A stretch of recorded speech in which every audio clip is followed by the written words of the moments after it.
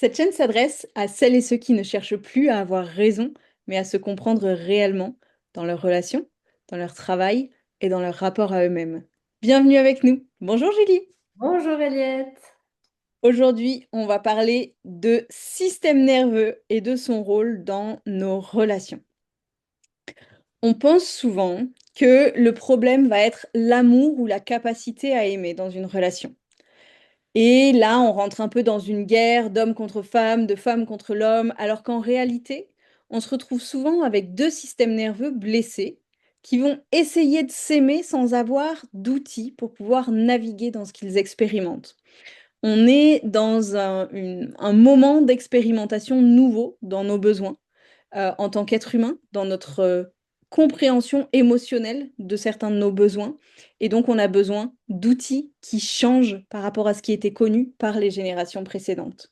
Souvent, quand la femme ressent quelque chose d'intense, son système nerveux, à lui, va le voir comme une menace.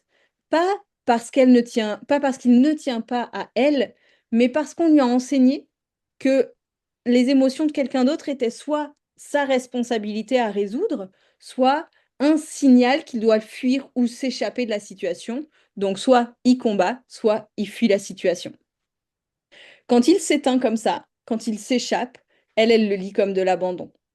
Parce que on lui a appris que ce que l'amour signifie, c'est reste avec moi, tu dois rester avec moi à m'écouter tant que je ressens quelque chose et que j'ai pas fini de l'exprimer, sinon tu m'abandonnes. Donc ce qui se passe à ce moment-là, c'est qu'elle ne se sent plus en sécurité, lui se sent attaqué. Et comme ils jouent tous les deux avec le programme qu'ils ont reçu, et ça depuis bien avant leur naissance, ça vient souvent commencer à faire des étincelles à cet endroit-là. Il ne s'agit pas ici de vouloir que les hommes ressentent plus ou que les femmes ressentent moins, mais plutôt d'ouvrir des nouvelles portes sur comment rester présent l'un à l'autre quand on expérimente des systèmes nerveux différents. Du coup, Eliette, on me pose la question, pourquoi est-ce qu'on réagit parfois de façon excessive alors qu'on sait que c'est pas la bonne façon de faire en fait? Parce qu'on est en mode automatique, parce qu'on a été câblé, et je pense que c'est important qu'on déroule un petit peu le fonctionnement du système nerveux depuis le prénatal. Donc le premier endroit où notre système nerveux se forme, c'est dans le ventre de notre mère, pendant notre gestation. Que ce soit la nôtre, celle de nos enfants, c'est vraiment tout ce qui se passe dans le corps de la mère est téléchargé directement à l'enfant.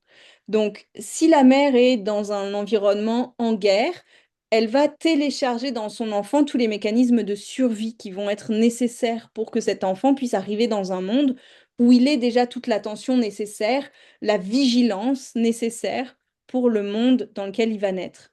Ce qu'il y a, c'est que la plupart des femmes aujourd'hui, pendant leur grossesse, elles ne sont pas en survie à proprement parler, elles vont pas mourir à chaque coin de rue, mais il y a un niveau de stress qui est très très présent. Et dans ce niveau de stress-là, l'enfant, lui, va télécharger l'information que bah, c'est dangereux. Donc, il va y avoir une hypervigilance. Il va y avoir une hyperactivité qui va être là, due au stress vécu dans le prénatal. Donc, ça, c'est le premier environnement qui va façonner le système nerveux de l'enfant. Puis après, il y a tout l'environnement dans lequel l'enfant va grandir.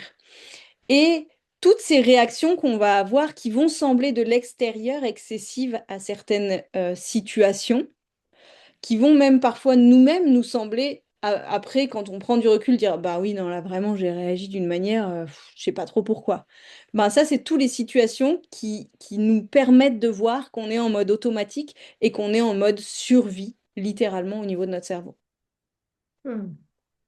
Du coup, pourquoi est-ce que dans certaines situations, je pense aux mamans solo par exemple qui gèrent tout et qui ont leur enfant H24, pourquoi est-ce qu'on devient quelqu'un qu'on ne reconnaît pas vraiment dans ces cas-là? Euh, c'est vrai pour les mamans solo, c'est aussi vrai pour les papas solo, parce qu'en fait, on n'est pas fait pour gérer les enfants seuls, de manière générale, hein.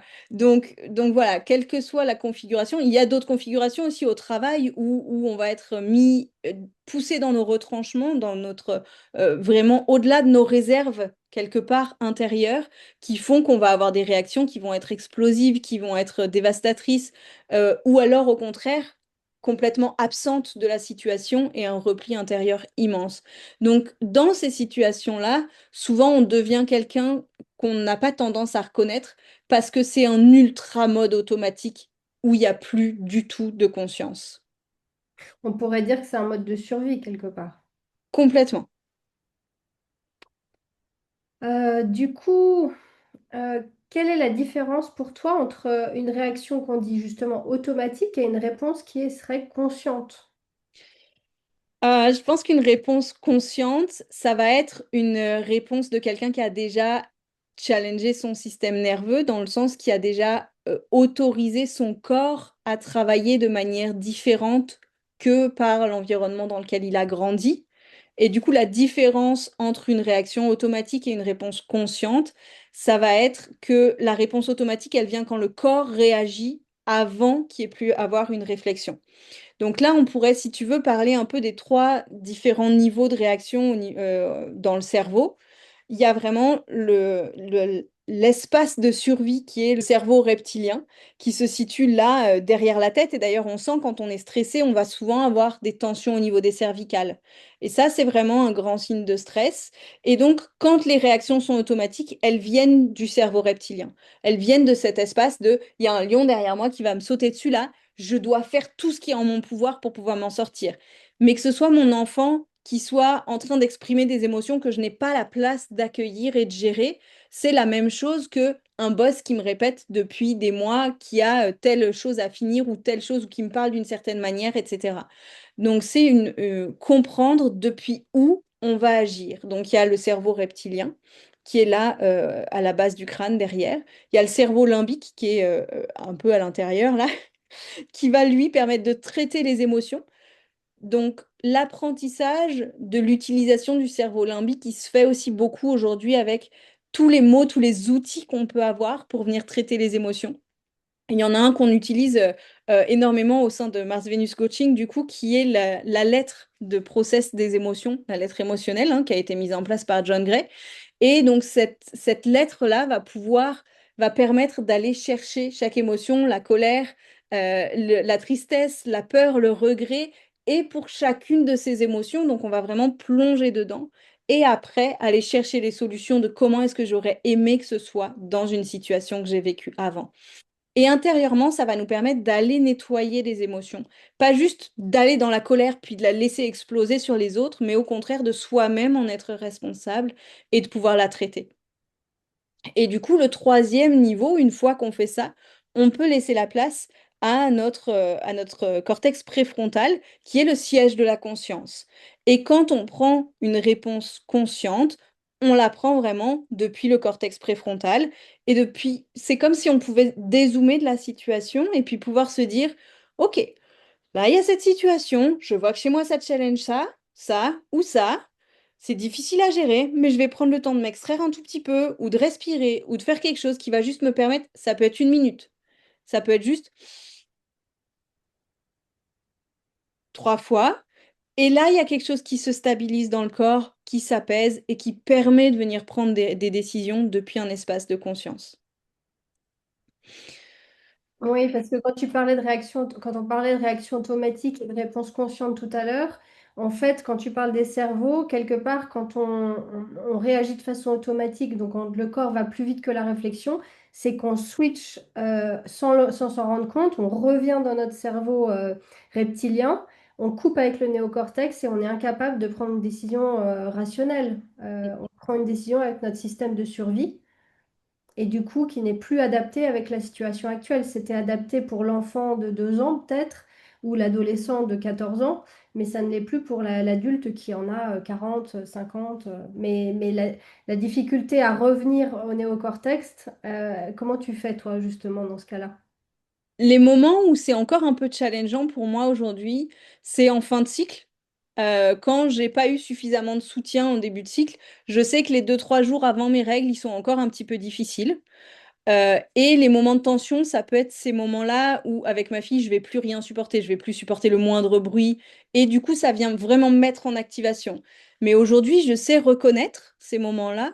Et du coup, je sais dire à ma fille, pour moi, en ce moment, là, aujourd'hui, c'est difficile qu'il y ait ces bruits-là. Dans 2 jours, ce sera passé. Mais aujourd'hui, je te demande que ce soit plus calme.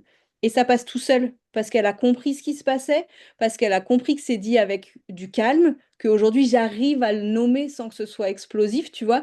Et donc pour moi, c'est vraiment une conscience de plus entrer en résonance avec l'environnement, mais de pouvoir avoir établi en soi un environnement suffisamment stable et serein pour pouvoir accueillir tout ce qui se passe autour.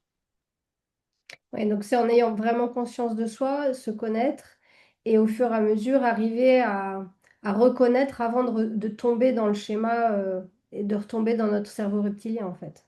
C'est ça. Et puis, en fait, il y a des moments où on sera challengé, il y a des moments où on sera repoussé dans notre cerveau reptilien. Et le challenge au sein d'une relation, c'est de comprendre quand notre partenaire rentre dans cette activation-là pour ne pas entrer en écho avec elle, mais pour qu'il y en ait toujours un des deux qui reste dans la stabilité ou qui, au moins un des deux, ait la capacité de s'en extraire à certains moments. Pas toujours le même, hein, il peut y avoir des situations plus ou moins challengeantes, mais qui est une conscience des deux partenaires pour pouvoir dire, OK, là, toi, tu es activé là-dessus, tu te poses ou tu vas prendre du temps pour toi.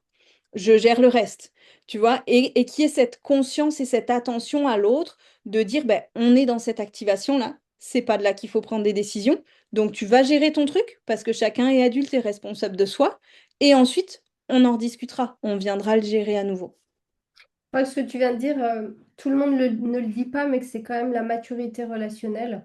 Moi, je le vois chez des collègues, même psychothérapeutes, hein, qui sont depuis très longtemps en thérapie chacun. Ils ont fait beaucoup de groupes et ils en étaient encore à escalader. Et c'est exactement ce que tu dis, ce qui a fait changer, shifter complètement la relation, c'est ça. C'est qu'il y a l'un des deux qui est conscient, plus conscient ou moins activé que l'autre, à un moment donné, qui dit je m'extrais, prends ton temps, réfléchis, et après ils escaladent plus en fait, parce qu'ils savent que c'est dommageable et que ça va pas aider leur relation. C'est ça. Et c'est là où, pour moi, cette maturité relationnelle, elle est absolument nécessaire à partir du moment où on est parent. Parce qu'au moment où tu es parent, t'as pas le choix que d'être responsable de la stabilité émotionnelle d'un autre être. Et malheureusement, on nous l'apprend trop peu. Et c'est pour ça que c'est tellement, tellement important d'être accompagné avant d'être parent, pour savoir comment se réguler seul, savoir comment se réguler en couple, pour pouvoir être des modèles de stabilité, d'amour, et de présence pour nos enfants quand eux, ils vont traverser leur vague émotionnelle. C'est pas à nos enfants de subir nos vagues émotionnelles. Alors évidemment, ça prend du temps, ça prend de la construction pour qu'on puisse, ben, nous, apprendre à travailler tout ça et à la fois accueillir nos enfants, accueillir les générations suivantes.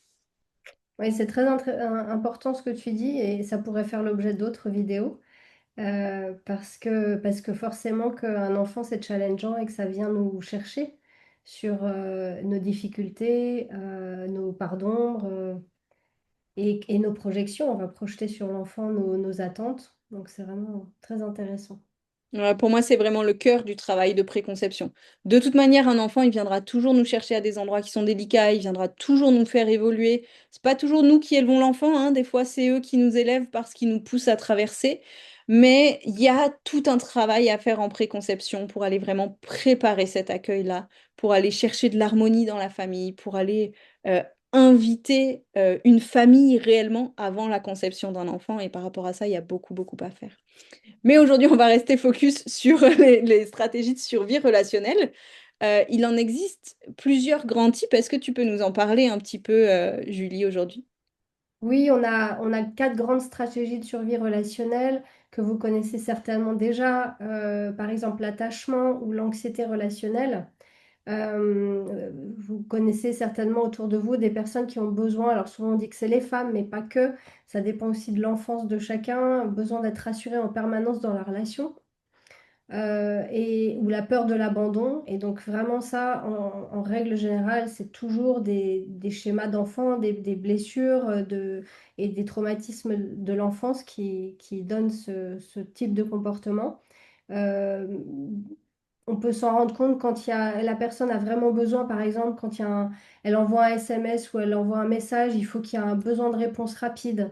Et que si jamais elle l'a pas, tout d'un coup, bah, ça y est, la relation est terminée, elle veut plus en entendre parler. Il y a voilà, un écart entre le manque de réactivité du partenaire et leur réaction par rapport à la relation. Des personnes qui ont peur du silence aussi, justement, et qui se disent tout de suite, ah, qu'est-ce que j'ai fait de mal, qu'est-ce qui se passe, qui ramènent tout à elles-mêmes, en fait. ou alors d'être en hypervigilance tout le temps dans la relation, à tout vouloir analyser, vérifier, contrôler. Hmm. Et ça, donc ça, c'est le premier type d'attachement.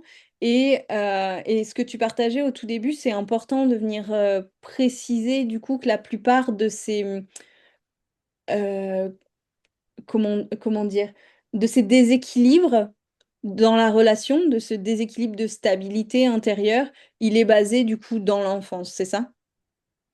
Oui, ces déséquilibres, ces grands déséquilibres, on peut voir que par exemple dans des familles où très sécures, où les parents sont aimants, il y en a encore, hein, on peut en voir, hein. On voit que l'enfant est beaucoup plus détendu, qu'il est beaucoup plus stable, qu'il est même adulte plus tôt, mais dans la maturité émotionnelle, pas dans la suradaptation. Et là, ça donne des enfants épanouis qui peuvent vraiment se concentrer sur eux, mais dans ces cas, dans ces stratégies de survie relationnelle dont on est en train de parler, oui, en général, il y a vraiment des problématiques de l'enfance, soit de sentiment d'abandon, c'est pas forcément qu'on a été abandonné, mais si les parents sont partis, par exemple, sans donner signe de vie, sans donner d'explication, parce qu'on pensait pendant longtemps que l'enfant ne comprenait rien et qu'il fallait pas lui parler comme à une personne, eh ben, il a pu se sentir abandonné, ou même un enfant moi j'ai encore entendu récemment une femme me dire jusqu'à à l'âge de 2 ans, je me faisais à manger toute seule. Enfin, je me débrouillais parce que ma mère n'était pas là et je devais me débrouiller. Ou un enfant de 5 ans et qui s'ennuyait comme un rat mort à la maison. Et en fait, ça crée des sentiments de devoir se débrouiller tout seul. On le verra après. Ouais. Ouais. Ouais. Du coup, la deuxième stratégie de survie relationnelle, qu'est-ce que c'est? Alors, c'est l'hyper-indépendance. Donc, justement, j'étais en train d'en parler un petit peu. C'est toutes les personnes, et il y a aussi beaucoup de femmes aujourd'hui hein, qui ont du mal, notamment, à demander de l'aide ou à se reposer sur l'autre. Donc, il y a des hommes aussi comme ça, parce qu'en fait, il y a eu beaucoup d'autonomie très tôt, c'est dans ce cas-là, ou alors les enfants ont dû être les parents de leurs parents. Donc, ils ont appris très tôt, bah, je ne peux pas avoir confiance en un adulte, je veux avoir confiance en personne, il faut que je me débrouille tout seul. Donc, je suis ultra autonome, je m'auto-régule parce qu'il y a aussi cette histoire de régulation interne et neuronale dont tu parlais et émotionnelle. Et en fait, normalement, jusqu'à la période d'adolescence, jusqu'à 14 ans, les parents sont notre miroir normalement sain pour nous montrer comment être dans la vie et ils sont notre sécurité. Et quand il n'y a pas eu cette sécurité émotionnelle et cette stabilité intérieure dans la famille, ça donne des personnes qui se disent je ne peux compter sur personne. Et donc l'autonomie devient une stratégie, mais c'est une stratégie de protection qui a fonctionné un temps parce qu'il n'y avait pas le choix, mais une fois adulte, par exemple dans la relation, on faisait le parallèle parce que John Gray dit que souvent il y a un parallèle avec les hormones, donc ça tu pourras peut-être en reparler. Ouais, j'allais rebondir dessus. Mais en fait, nous les femmes, si on a appris très tôt à se débrouiller toute seule, à se dire j'ai besoin de personne, je peux compter sur personne, je peux vraiment m'appuyer sur personne, qu'est-ce qu'on va faire ensuite dans notre vie adulte? C'est qu'en fait, on ne peut pas rencontrer d'hommes, puisqu'en fait, on les rencontre, mais on se dit de toute façon, je ne peux pas compter dessus. Donc, à quoi bon? Ouais, c'est ça. En fait, c'est super intéressant la manière dont tu l'expliques, de dire bah, de 0 à 14 ans. Donc, c'est vraiment là où nos corps émotionnels et mentaux commencent à se former. Et donc, on prend appui sur nos parents. Et à 14 ans, qu'est-ce qui se passe? Autour de 14 ans, on a l'adolescence qui arrive avec nos hormones. Donc, pour les garçons, la testostérone qui monte. Et pour les filles, la mise en place avec l'arrivée de leurs règles, de tout le cycle, comme j'en ai parlé il y a quelques vidéos.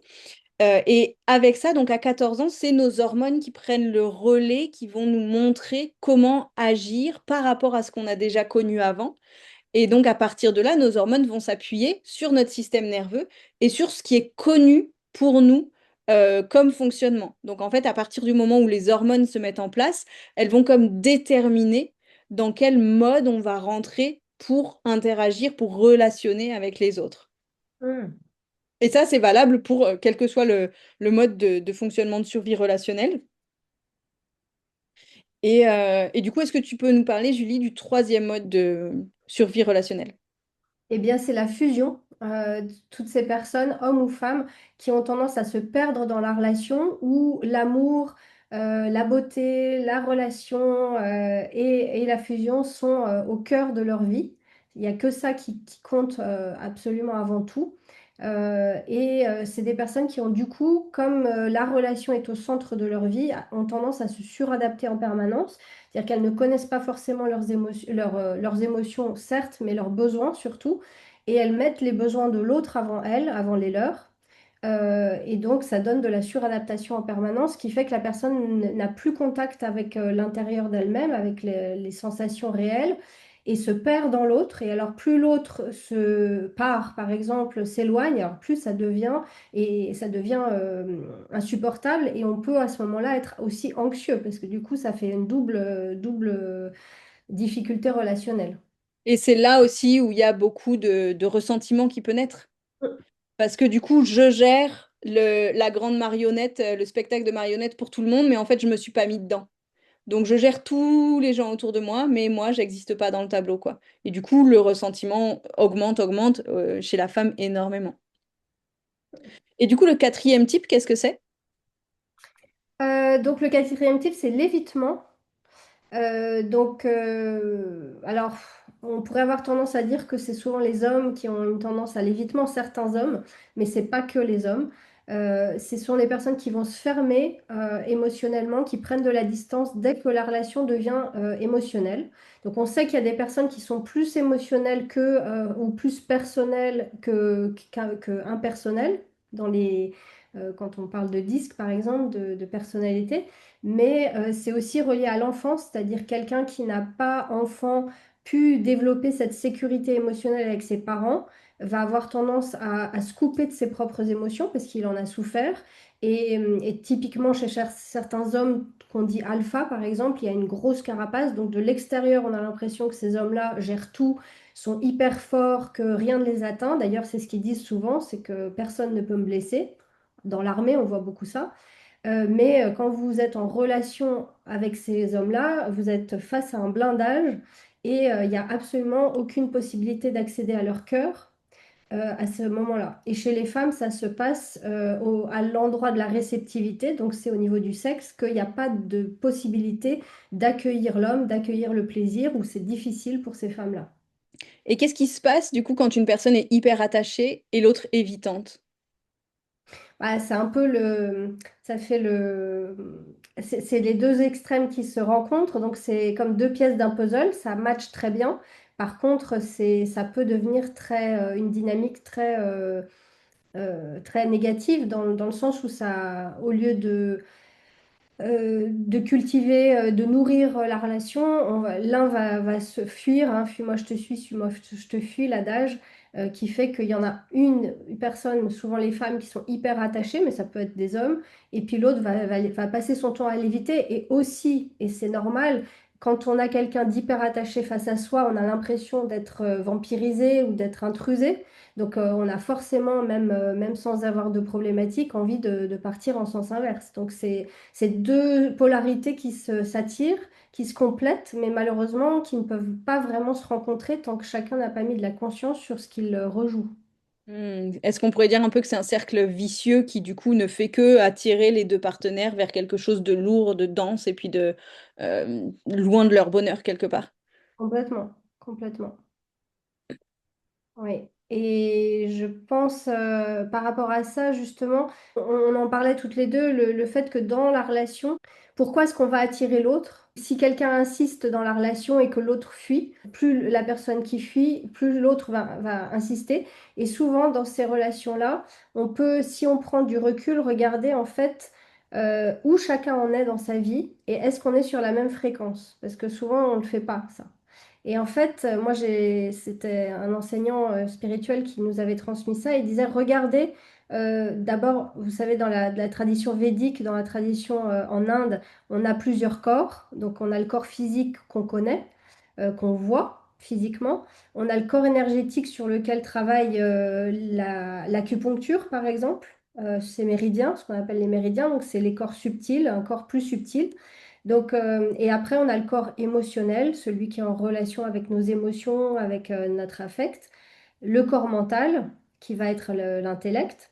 Et ensuite, le corps spirituel, c'est-à-dire cette ouverture à l'au-delà ou à quelque chose de plus grand que notre petit moi. Et en fait, vous pouvez vous poser la question dans votre relation, déjà vous avec vous-même, où est-ce que vous en êtes? Qu'est-ce qui vous parle là-dedans? Est-ce que juste bah, vous êtes corps physique, énergétique, ok, mais alors l'émotionnel, ça m'intéresse pas, et puis très intellectuel dans la tête, par exemple, et puis le spirituel, j'en veux pas. Dans ce cas-là, bah, vous êtes dans trois corps différents, et puis il y en a deux autres qui ne sont pas intéressants pour vous aujourd'hui.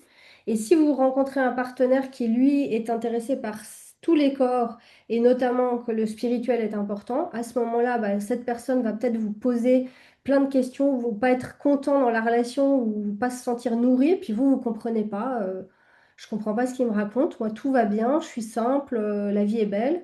Et en fait, bah, c'est juste que vous n'êtes pas sur la même fréquence. Donc voilà, je vous invite à vous poser la question de où vous en êtes, quels sont les corps que vous incarnez pour vous, quels sont ceux que vous avez envie de nourrir, et du coup, dans votre relation, si vous êtes déjà en relation, lesquels sont nourris, lesquels ne sont pas. Et quand ils ne le sont pas, souvent on a tendance à aller chercher ailleurs ou alors on a tendance à se plaindre parce que, on n'a pas ce qu'on souhaiterait.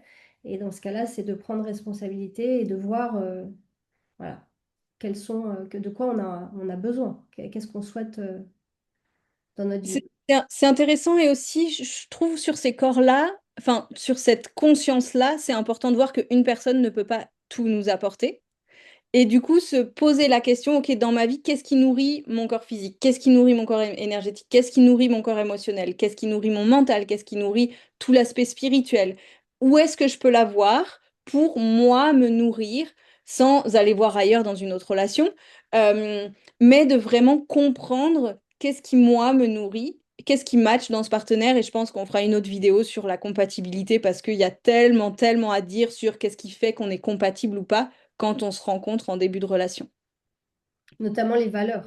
Si on veut sortir du pilotage automatique, Eliette, à quel moment est-ce qu'on peut reprendre la main sur ces réactions qui sont inconscientes? Pour moi, la première étape, c'est de comprendre ce qui ne nous satisfait pas, ce qui ne nous va plus dans la relation. Dans notre processus de coaching, on fait un alignement tête-cœur. Donc, on va vraiment amener les gens à voir est-ce qu'on va dans la même direction au niveau de la tête et du cœur. Et on observe aussi, OK, de quoi je me satisfais aujourd'hui dans ma vie, mais qui en fait, si ça y était plus, bah, ça m'aiderait énormément, quoi. Donc ça, c'est vraiment prendre le temps d'observer, OK, qu'est-ce qui ne me va pas dans ma vie, qu'est-ce qui ne me va pas dans mes comportements, sur quoi est-ce que j'ai envie d'agir. Puis ensuite, c'est qu'est-ce que j'aimerais que ce soit. C'est aller imaginer une vision de s'il y avait aucune limite, comment j'aimerais réagir dans cette situation qui m'active ou moi je suis pas bien. Et c'est là où bah, prendre conscience, ça suffit pas à faire changer la situation. C'est bien de prendre conscience, mais si on fait rien pour ça, il n'y a rien qui va changer. Donc, c'est comment, avec l'observation de la dissatisfaction, la, la, la, la vision qui s'ouvre dans notre champ de perception, et quel premier pas on va faire. Qu'est-ce qu'on va faire comme premier petit pas qui commence à donner une direction à là où on veut aller? Et il faut que ça, ce soit plus grand que la résistance au changement. C'est-à-dire qu'il faut que ce soit supérieur dans notre envie, dans notre volonté par rapport à ce que notre système nerveux conditionne comme la réalité et la survie. C'est-à-dire que si je vois dans un petit trou comme ça, et ben en fait, ça va être compliqué d'imaginer qu'il y a autre chose autour. Parce que ma réalité, elle a toujours été comme ça, et je vois pas pourquoi il existerait autre chose autour, parce que moi, c'est ça ma réalité. Sauf que petit à petit, quand on fait des petits pas, ben on va ouvrir quelque part ces œillères-là. Jusqu'à ce qu'on enlève les œillères. C'est le travail de toute une vie, voire de plusieurs, hein, pas de souci là-dessus. Mais voilà, quand on enlève ces œillères, on commence à comprendre les lois, j'ai envie de dire les lois divines, en tout cas les lois de l'univers, les lois de l'abondance qui font que ce qu'on a dans notre réalité arrive dans notre vie. Donc si tout est toujours négatif, on ne va attirer que du négatif. Et si au contraire on commence à ouvrir vraiment et à inviter du positif, en réponse, on a du positif. D'où l'importance de nos croyances et de ce que l'on va dire verbalement au quotidien, parce que c'est vraiment créateur. C'est ça, le verbe est vraiment créateur et c'est important pour pouvoir challenger ça, d'être entouré, de sortir parfois de son environnement familial, de l'espace dans lequel on a grandi, parfois de certains amis aussi, et de pouvoir être accompagné par des gens qui ont déjà fait ce chemin-là d'être entouré par des gens qui ont déjà fait ce chemin-là, que ce soit thérapeute, que ce soit coach, que ce soit des amis, que ce soit des nouvelles personnes qu'on rencontre, mais vraiment des gens qui ont déjà fait ce chemin-là. Et j'aimerais juste prendre une petite minute pour traduire ce que c'est la différence entre un thérapeute et un coach.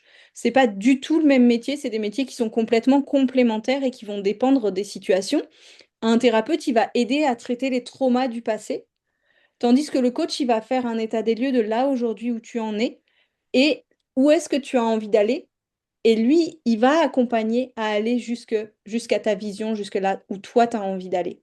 Donc, le thérapeute, il va aider à résoudre les traumas passés, à libérer le système nerveux, et le coach, il va permettre de reconstruire ces nouvelles synapses neuronales, ces nouveaux chemins pour traiter l'information, quelque part comme on en parlait tout à l'heure avec les trois zones du cerveau.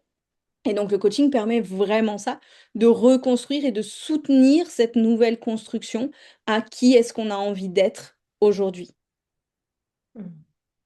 Donc pour conclure, ce que je vous propose, c'est de vous poser comme question, de vous observer dans les moments de tension que vous pouvez avoir en relation et de vous demander est-ce que vous êtes en train de choisir votre réaction, est-ce que vous êtes dans la conscience au moment où vous êtes en train de basculer vers le cerveau reptilien ou est-ce que vous êtes en train de la subir?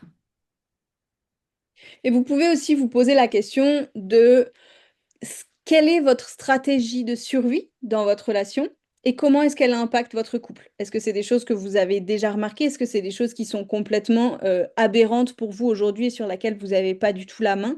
Commencez à vous poser des questions. N'hésitez pas à nous laisser des commentaires pour nous partager ça. Et puis, si vous avez envie, si vous en sentez vraiment l'appel, vous pouvez venir échanger avec nous. On vous offrira avec joie un appel pour pouvoir vous montrer là où vous en êtes aujourd'hui comme un premier pas pour commencer à amener ces changements dans votre vie. On vous souhaite à tous et à toutes une merveilleuse semaine et on vous dit à la semaine prochaine.